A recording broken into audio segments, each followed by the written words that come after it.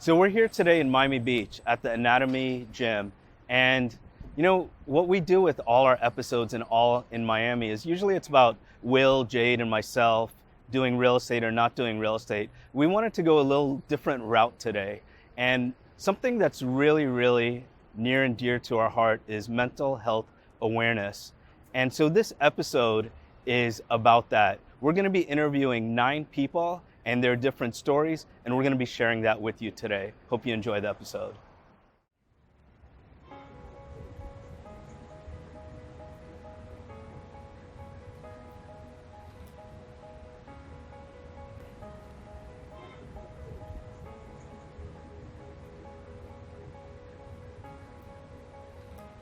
My story is about trauma and revolves around sexual abuse. Man, when I wasn't sober, I would wake up in the morning, I just wanted to die. What was sad was like looking in the mirror at 20 years old and thinking I have no life ahead of me. My late husband just passed away in September. He was a firefighter paramedic. My mother was diagnosed with schizophrenia. I was not excited to go to work. I did not feel joy entering a patient's room. I had an amazing mother who had some challenging parts of life, and she actually tried to end her life a couple times. I've had 7 friends commit suicide. All of a sudden, and you're one of them that wants to commit suicide. We're talking about our plans for the upcoming week.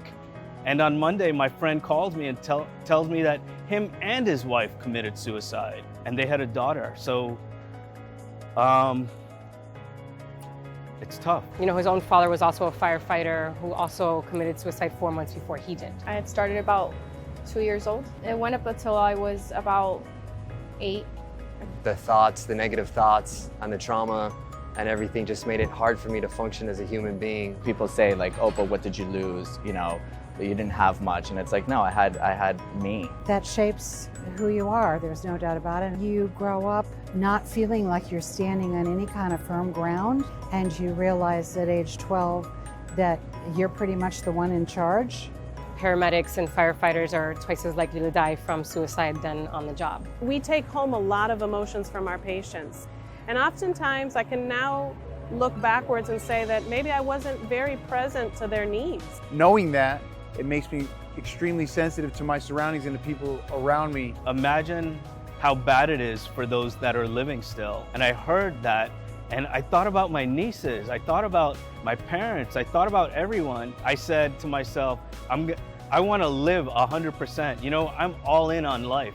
I also had a dear friend who took his own life. We look back and think that, you know, we could have done possibly something just to listen, help alleviate some of that stress and anxiety and the pressure that he was going through. I knew that I needed to do something different with my life. I knew that I was suffering, that there were demons inside that, you know, I needed to get rid of, and I didn't know how.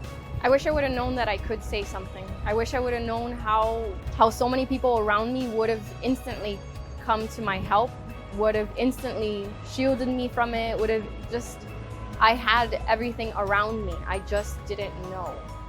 I was always taught you don't talk about those things, you just keep going. I think that moment where I looked into the mirror and I didn't see a life was really, for me, my bottom. You really don't know the depth of someone's despair if they can't truly be honest about it. I wasn't actually saying the full story, but I started kind of mentioning little things. It's weakness if you communicate it, or if you're vulnerable, or if you're emotional.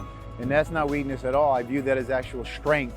Today, being constantly attached to some kind of device adds to that sense of being disconnected from other people. Suicide rate for physicians is quite high. They're coming in with an altruistic desire to help people, to be compassionate, and the compassion fatigue sets in earlier. Every year it sets in earlier. It just was a snowball, and it had no outlet. And I didn't know how to give it an outlet other than speaking on it, but speaking on it only made it more angry because there was no resolution. I later started yoga, and at first yoga was just a physical thing, but something inside me changed, and I started to release a lot of negative emotions. I had a few classes where I would cry. I didn't even know what I was crying about. The classes weren't even themed about trauma. They weren't even focused on that. Again, there's just something that I packed into the back of my mind. More important today, more than ever, to really be part of community, to know that you're not alone, that your story is my story and my story is your story. When we get in a group setting through yoga or Pilates or meditation, we're able to come together on a level that can be very helpful. If you're suffering, you don't have to suffer alone. You don't have to suffer in silence. There is support. I had to be with people who love me until I could love myself again. Doing things with people who care, who are trying to create positive energy. Community is about the human connection. It's not being in isolation, and it's also exercise. Exercise and prayer and meditation, those are key components of my life. Things still happen in my life, but today I realize that life is 10% what happens to me and 90% how I react to it. Just being able to calm down and being able to have that peace, you could think a little bit more clearly. To be able to utilize some of the tragedies that have happened early in life in a positive way is, of course, very gratifying. That led me to a long journey of taking care of myself, of working with a life coach.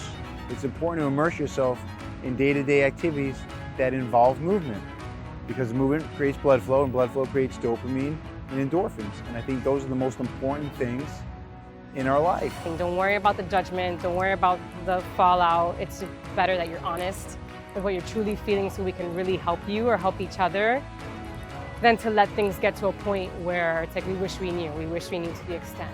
In the end, my story and who I am is going to be a ripple or just like a drop for someone else's story, because I know that other people are going through that too.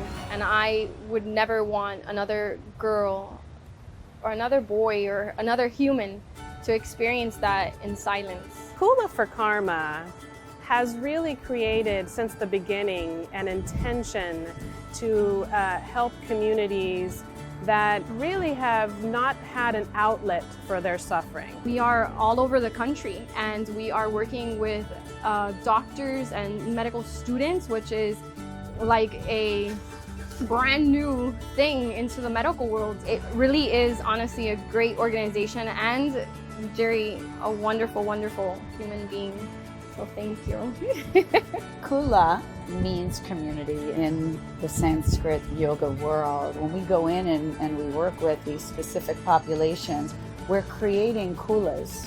Jerry is the most spirited and strong woman leading this beautiful organization.